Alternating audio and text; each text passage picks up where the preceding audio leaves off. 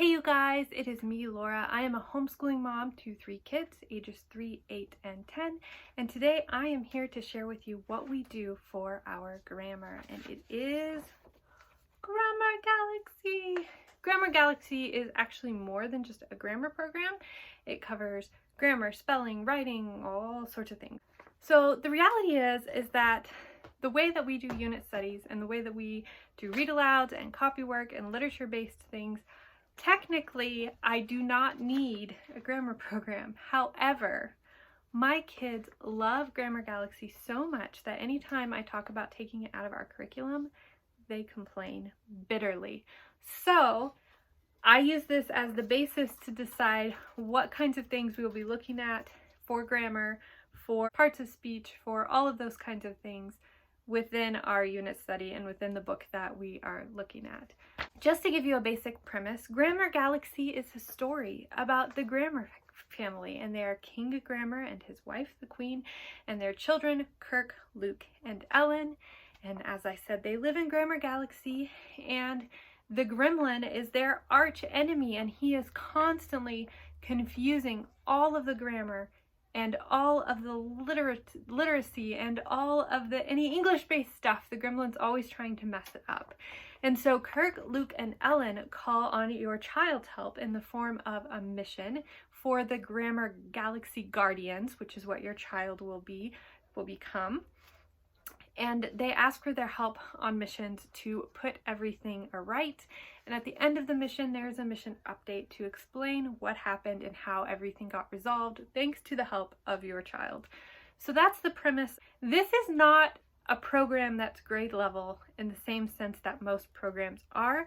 It is based more on your students' language arts experience and less on their grade level. They do have placement tests to help you find what to do.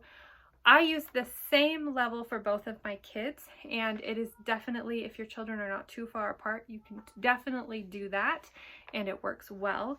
One thing I love is that in the earlier levels, everything can be done with a highlighter. Your child does not have to write much on their own, so if their language arts skills are high but their writing skills are lower, you are good to go. You can totally use this program, but the levels are as follows, and it gives a basic grade level breakdown, but again, that's just to help you kind of get an idea of where to start so that you can find the best level for your child or your children.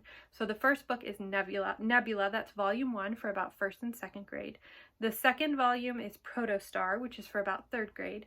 Then you have volume 3, Yellow Star, which is 4th grade and up. Red Star, volume 4, 5th grade and up. Blue Star, volume 5, is 6th grade and up. And Nova, which is volume 6, is for 7th grade and up. So that kind of gives you an idea of how that is broken down.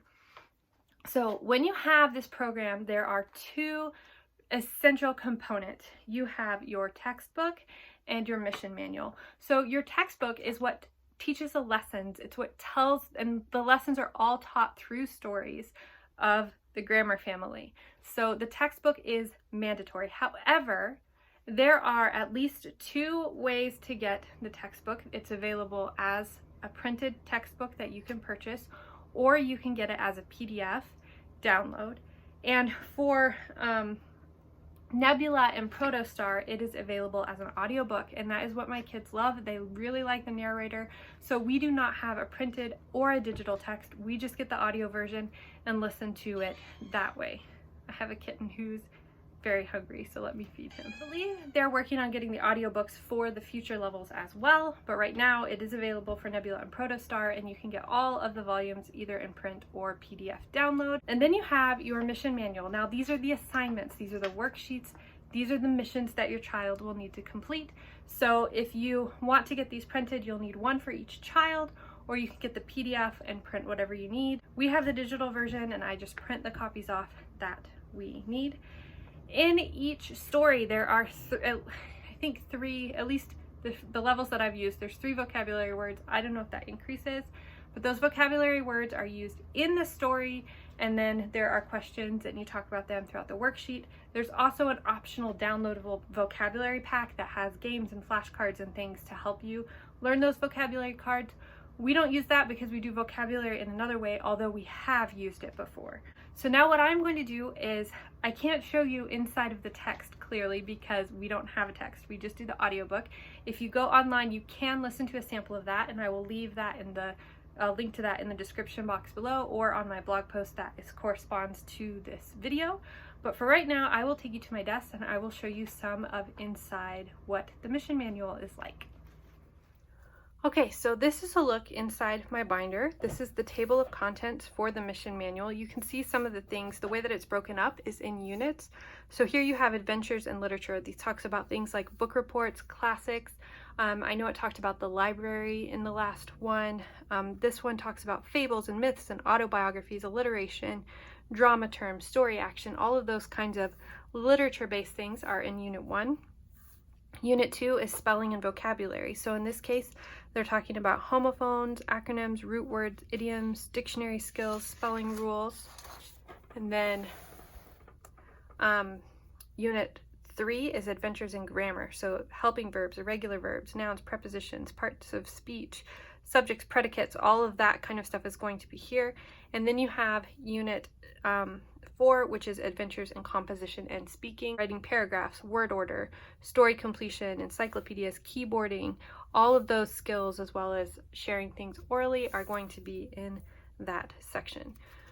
So then technically you can really do this in whatever order you want to. So sometimes I will pull a unit from Braveschooling and we'll use that for our unit study, and in that case I will find the corresponding concept that is taught in Braveschooling, and we'll go ahead and do that lesson, and then I can mark it off. Otherwise I'll just go in order, or if there's something that makes a lot of sense with the unit study, I will use that and kind of do it out of order a little bit. This is the mission on idioms. Again, they have the mission where they're sending the letter and telling you this is what we need your help doing, this is what you're going to do. And then each day has 3 steps as well as an advanced guardian activity. So on step 1, you are going to have a review of things that you've learned before, and you are going to talk about the vocabulary. So in this day, you're going to use each of these vocabulary words in a sentence.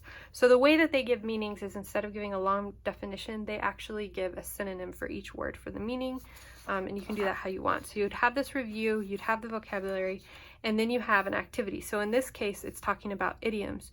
Draw a line from the picture of the idiom to its real meaning. And so you can draw a line and match those up together. And that is going to be it for step 1. For step 2, in this case, you are going to read the sentence and highlight the correct meaning. And usually there's some type of activity like this for step 2, where that's multiple choice, where you're picking the correct one. And then for this, there's an activity. It says, how many of these new idioms can you guess the meaning of? After you guess, ask your teacher to tell you the correct meaning. Some idioms have a historical explanation that your teacher will share with you. So it's got all the idioms here, and then it's got the answers here, so that you as a teacher, as the parent, can talk to your child about that. Step 3, write the correct idiom. So step 3 is usually a little bit more difficult. In the first level, you're not going to have any writing. As you go up in levels, there's less highlighting, less multiple choice, more writing, fill in the blank type stuff.